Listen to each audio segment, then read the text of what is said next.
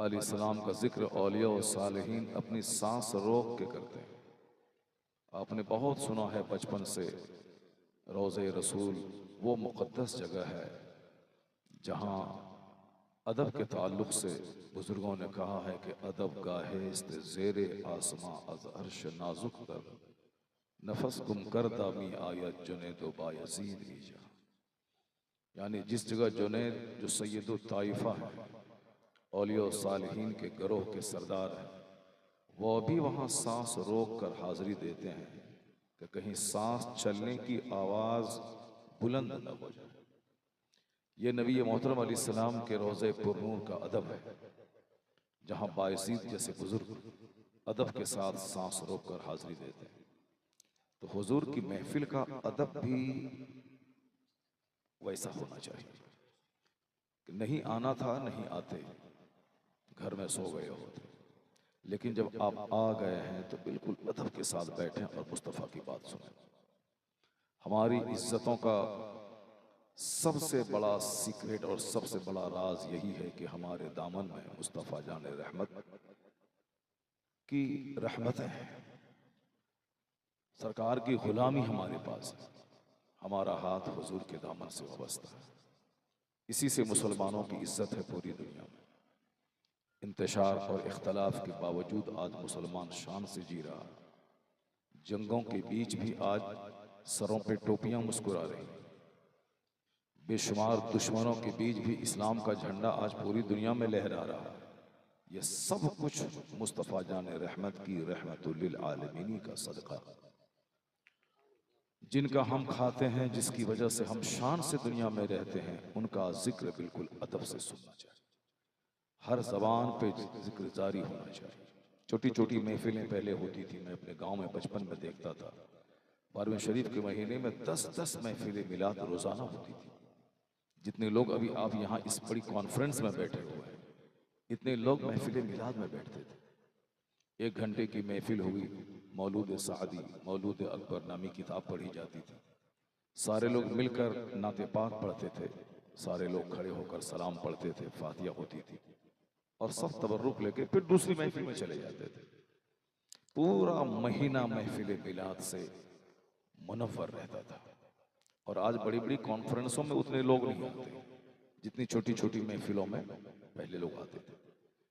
ये सच है कि भाग दौड़ के इस जमाने में लोगों के पास वक्त नहीं। ये सच है कि दौलतों की हवस ने लोगों को दीन से दूर कर दिया। ये सच है कि दुनिया की तामीर ने जन्नत की तामीर की फिक्र लोगों के दिमाग से निकाल दिया। यह सच है कि आरजी और वक्ती खुशी की तलाश दायमी और परमानेंट खुशी की तरफ से लोगों की तवज्जो को हटा दिया। मगर इतना तो मानना होगा कि हम जो कलमा पढ़ते हैं, यह आका अलैहिस्सलाम की आमद का एहसान है। आका अलैहिस्सलाम की वजह से हम मुसलमान कहलाते हैं।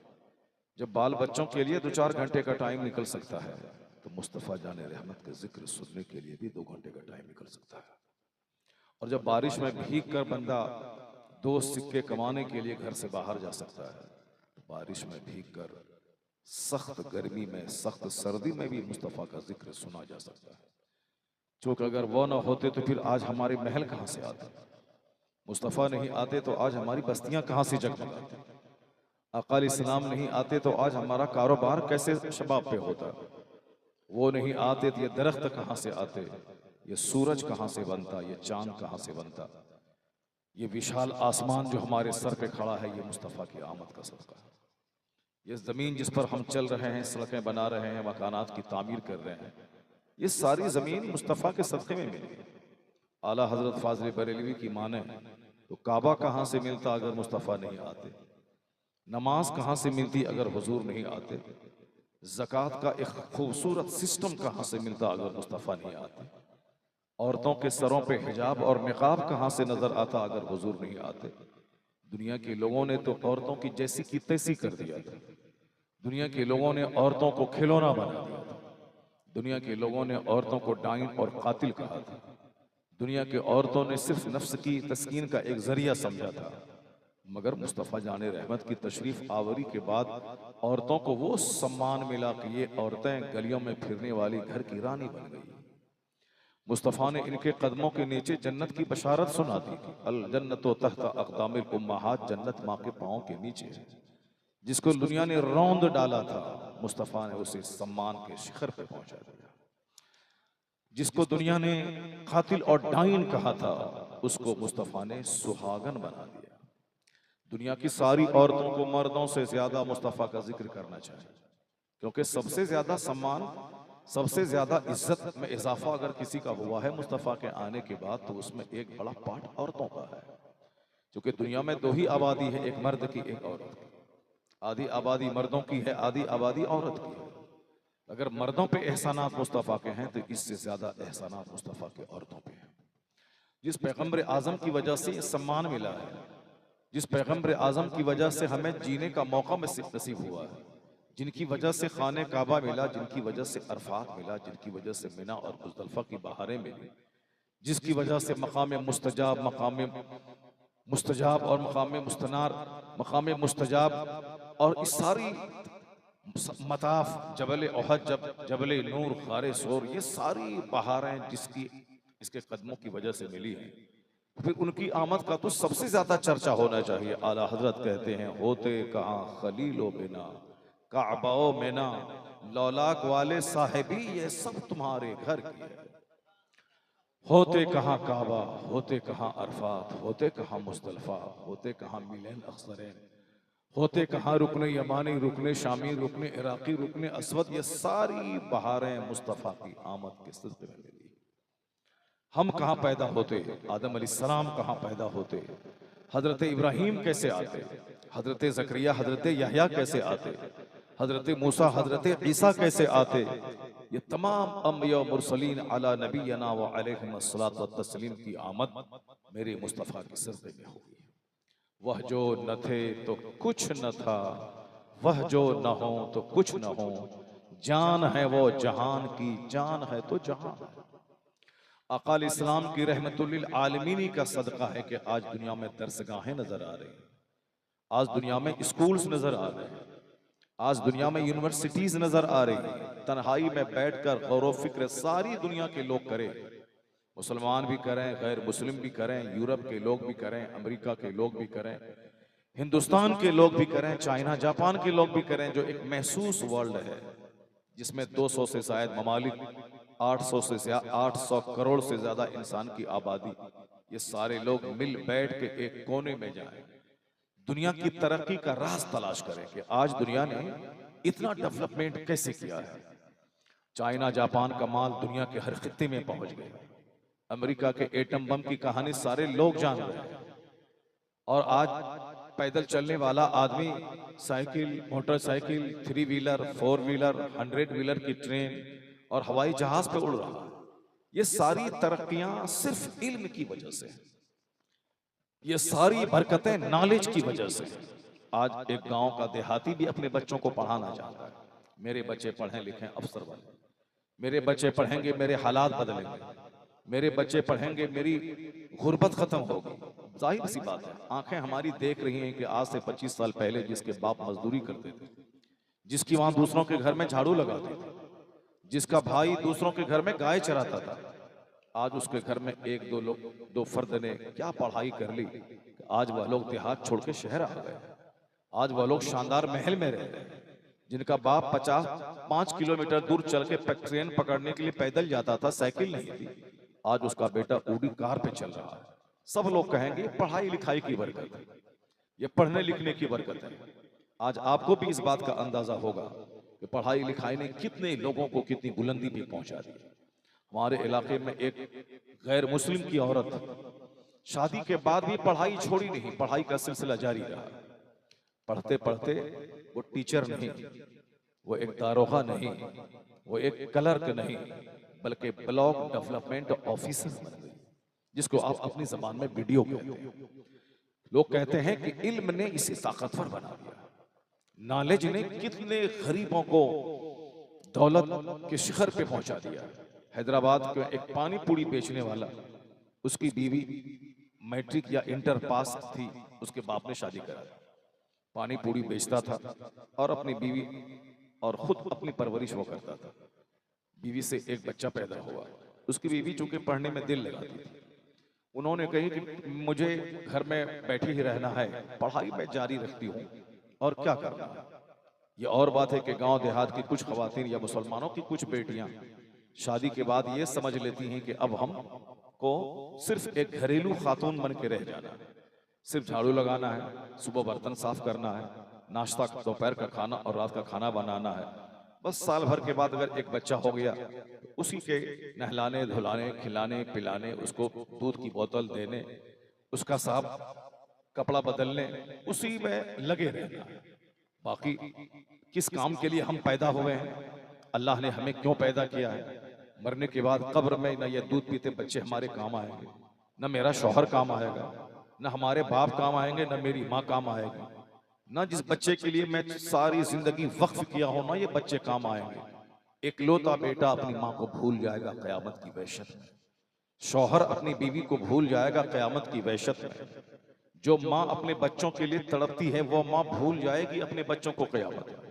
इसलिए चाहे आदमी गरीब रहे चाहे मालदार रहे, चाहे शहर में रहे चाहे देहात में रहे, चाहे आलिशान महल में रहे चाहे गरीब गुर्बत की झोपड़ी में रहे, हर वक्त मकसद हयात को आदमी को दिमाग के सामने रखना चाहिए। मैं पैदा हुआ क्यों? क्योंकि हमारी निगाहों के सामने आए दिन 18 साल का जवान मर रहा, जिसको एक बहुत बड़ा 50 खरब का मॉल बनाने की तमन्ना थी, उसकी लाश शहर से देहात आ रही है। जो अमेरिका पढ़ने के लिए गया था ताकि FRCS की डिग्री लेके आऊं और हिंदुस्तान में मैं एक रुपया का दरख्त अपनी क्लिनिक में लगा दूं और रोजाना आके क्लिनिक में बैठूं और पूरा बोरा पैसा भर के मैं अपने घर ले जाऊं, सारे शहर में मेरा चर्चा हो कि फला डॉक्टर अमेरिका से पढ़ के आया है और रोजाना लाखों रुपए कमाता है। मगर अमेरिका से वो क्या FRCS की डिग्री लेके आएगा, उसकी डेड बॉडी वहां से वापस आ रही है।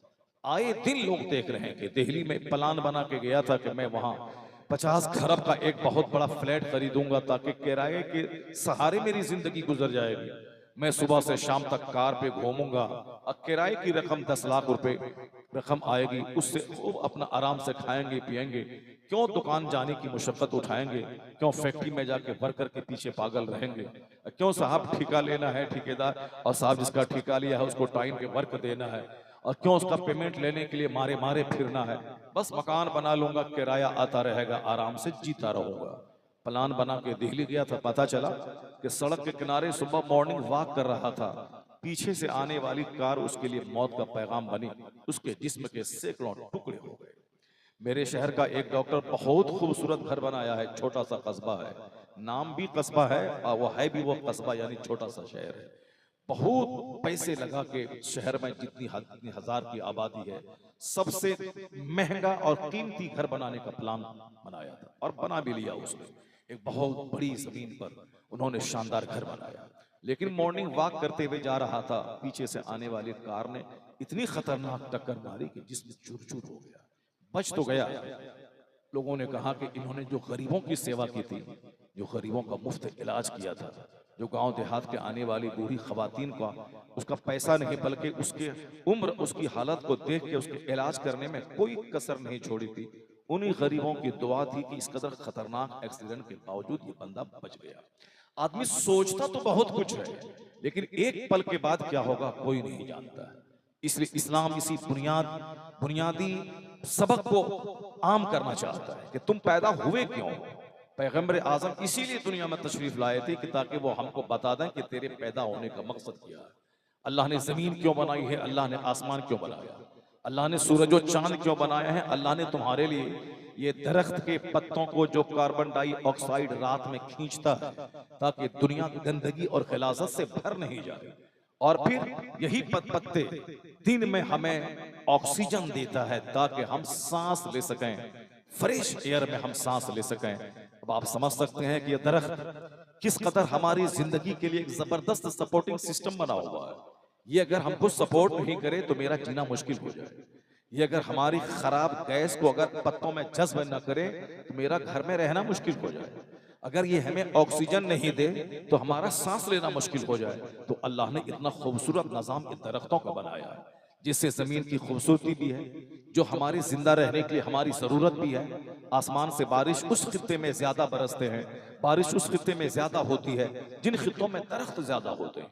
चूंकि यह दरख्त बारिश को बुलाने में बहुत ज्यादा सपोर्ट करता है। इसलिए गवर्नमेंट के लोग गाहे बगाहे दरख्त लगाने का शौक पैदा करते रहते हैं कि वृक्षारोपण कीजिए, दरख्त लगाइए ताकि आपको ऑक्सीजन भी मिलेगी और वक्त पे जबरदस्त बारिश भी मिलेगी।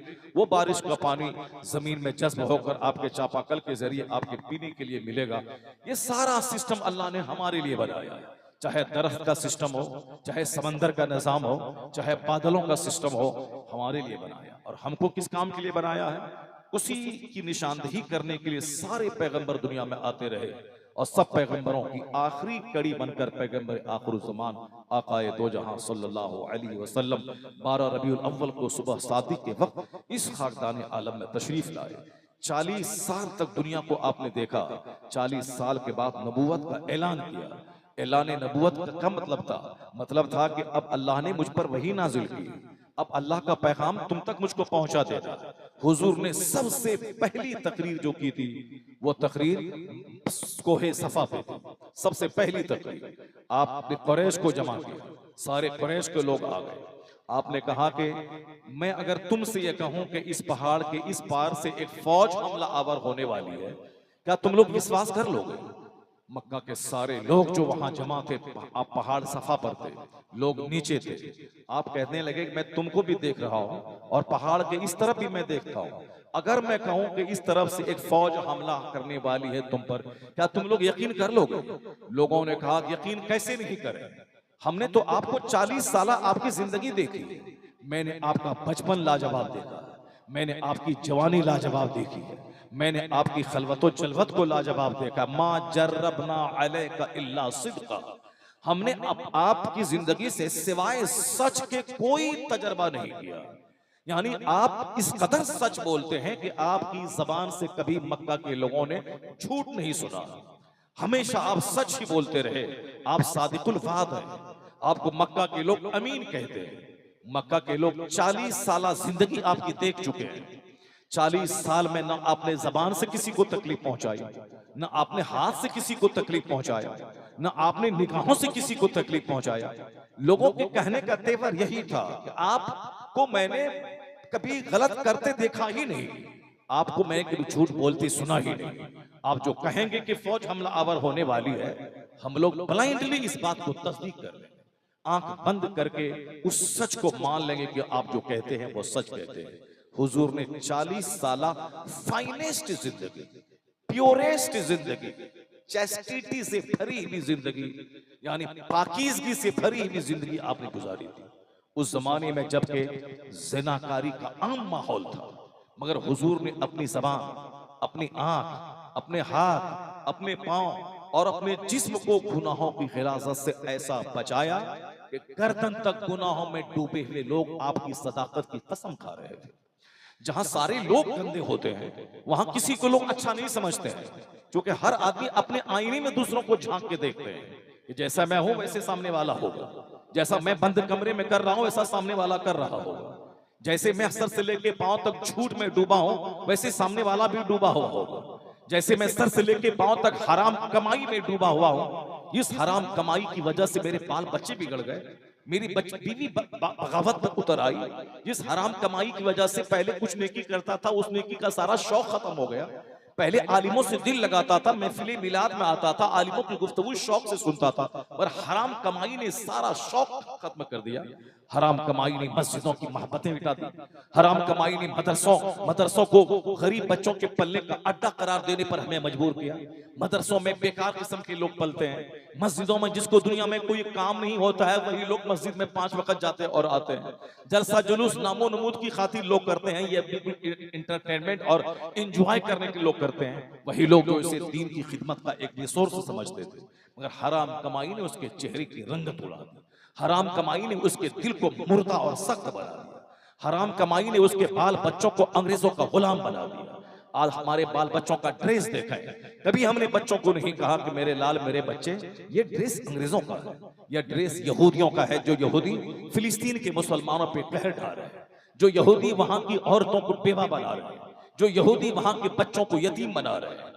इस 2 साल के अंदर में 1 लाख से ज्यादा औरतें और बच्चे शहीद हो गए इन्हीं यहूदियों के मजालिम से। उस यहूदी का प्रोडक्ट इस्तेमाल नहीं करना, उस यहूदी का कोल्ड ड्रिंक्स नहीं पीना, उस यहूदी का चॉकलेट नहीं खाना, उस यहूदी की कंपनी का बना हुआ साबुन इस्तेमाल नहीं करना है। मुसलमान होने के नाते कम से कम हम फिलिस्तीन जाके मुसलमानों की तरफ से लड़ नहीं सकते हैं, यहूदी का डेना तोड़ नहीं सकते हैं, उनके बम बारूद को हम मिसमार नहीं कर सकते हैं, उसकी फौजी को हम जहन्नम नहीं पहुंचा सकते हैं। चूंकि कुछ प्रोटोकॉल हैं, कुछ ज़ाब्ते हैं, हम अपने मुल्क से वहां जा नहीं सकते।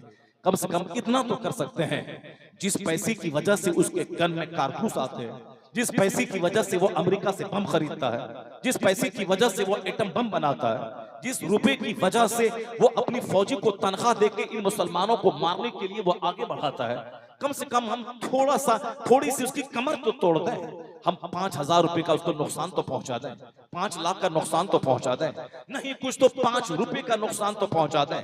एक एक रुपया मिलके 1 अरब बनता है। अगर हमने एक साबुन उसका नहीं खरीदा और हमने 1 रुपया का नुकसान उसको पहुंचाया, अगर हमारी तरह अगर 200 करोड़ मुसलमान हो उसका बाइकाट किया, उसकी तो मईशत की कमर टूट जाएगी, वो तो ऐसे ही गोंगा और बहरा बन जाएगा। मगर हमें उससे क्या मतलब है? हमें वो वहां के लोग मर रहे हैं वो जाने, हमको उससे क्या मतलब है? वहां की औरतें मर रही हैं, बेवा, उनके शौहर मर रहे हैं, औरतें बेवा हो रही हैं, हमको उससे क्या मतलब है? वह लोग दाने दाने को तरसे, पानी पानी की बूंद को तरसे, हमको मेरा कारोबार सलामत, मेरा घर सलामत, मेरे बच्चे सलामत, मेरी बीवी सलामत। ये दिल के अंधा होने की अलामत है, और यह दिल को जो अंधा किया है, हराम कमाई ने किया है। 50 उम्रा कर ले, नहीं कबूल होगा उम्रा, क्योंकि कोई भी नेकी बगैर हलाल की कबूल नहीं होती। आपने वो हदीस सुनी होगी, जब एक बंदा हराम कमाई से उम्रा के लिए जाता है और हराम कमाई से हज के लिए जाता है, और वो इहराम बांधता है और कहता है लब्बैक अल्लाहुम्मा लब्बैक, लब्बैक ला शरीक लक लब्बैक इन्नल हम्दा व निअमत लक वल मुल्क ला शरीक लक। इसका माने होता है, ए अल्लाह मैं हाजिर हूँ, मैं हाजिर हूँ, तेरी बारगाह में हाजिर हो गया, तेरे अलावा कोई रब नहीं है और तेरी साथ और साथ में कोई शरीक नहीं है। मेरे मालिक, तू ही सारी कायनात का खालिक है और मालिक है, सारी तारीफें तेरे लिए हैं, मैं हाजिर हूँ तेरी बारगाह में। एक फरिश्ता आवाज देता है आसमान से, फयुनादी मुनादी मिनस समा, एक फरिश्ता आसमान से आवाज लगाता है, ला लब्बैक वला सादैक, यानी तेरी हाजिरी कबूल नहीं है। तुम चाहे पासपोर्ट बना लो और पैसा लेके जाओ, मक्का मदीना को फोटो की तरह देख लो, आइसक्रीम खा के और वहां के सारे खाने खा के आ जाओ, इतना तो हो जाएगा, तुमने मक्का देख लिया, तुमने मदीना देख लिया, तुमने वहां के आइसक्रीम तुमने खा लिया, तुमने वहां के एसी वाले होटल, एसी वाली बस, एसी वाली कार और एसी वाले हरम में तुमने चंद लम्हे तुमने गुजार दिए, मगर तेरा ये सफर कबूल नहीं है। क्यों? अल्लाह उसी सफर को कबूल करता है जिस सफर में हलाल माल हो, जिस सफर में नेक नियति शामिल हो, कि दुनिया वाले को दिखाना नहीं है मुझ पर हज फर्ज है, मैं फर्ज अदा करने जा रहा हूँ, मुझको अल्लाह ने पैसे दिए हैं, मैं उम्रा करने जा रहा हूँ, ना नामो नमूद है, ना दूसरों से वाहवाही सुननी है, ना हमको गिनती करना है कि मैं 5 बार उम्रे के लिए मैं जा रहा हूँ, सिर्फ खालिस खुदा के लिए, खुदा को खुश करने के लिए। दुनिया वाला कुछ भी बोले हमको उससे बहस नहीं, माले हलाल से और नेक इरादे से जो जाता है, अगर वो लब्बैक कहता है तो फरिश्ता कहता है, जाओ जाओ, तेरा लब्बैक कबूल है, तेरी हाजिरी कबूल है, तेरा हज और उम्रा कबूल है, तेरा कबूल है, और यही तेरी बख्शिश का जरिया है। और अगर हराम माल से और नापाक इरादे से गया कि जन्नत मिले ना मिले, दुनिया में तो कम से कम 1 लाख खर्च हुए हैं, कम से कम गांव के सारे बच्चे तो जान जाए कि फला आदमी मदीना का सफर कर रहा है, यानी शोहरत के लिए, मकबूलियत के लिए, दूसरों की ज़बानी सुनने के लिए। अब फरिश्ता कहता है, फयुनादी मुनादी मिनस समा, फरिश्ता कहता है ला लब्बैक वला सादैक, यानी नहीं तेरी हाजिरी कबूल है, तेरा सफर कबूल, तेरे हज को तेरे चेहरे पे मार दिया जा रहा है, तेरे सफरे उम्रा को तेरे चेहरे पे मार दिया जाता है। पता चला कि 5 हज किया और क़यामत के दिन कौड़ी के तीर एक जर्रा बराबर भी उस नेकी का महत्व नहीं है, क्योंकि क़यामत के दिन वही नेकी कबूल होगी जो नेकी सिर्फ अल्लाह के लिए किया गया हो, जिस नेकी में हलाल माल शामिल हो और जिस नेकी में पाकीज़ा इरादा शामिल हो। वरना आपने सुनी होगी वो हदीस पाक मुस्लिम शरीफ में आया है,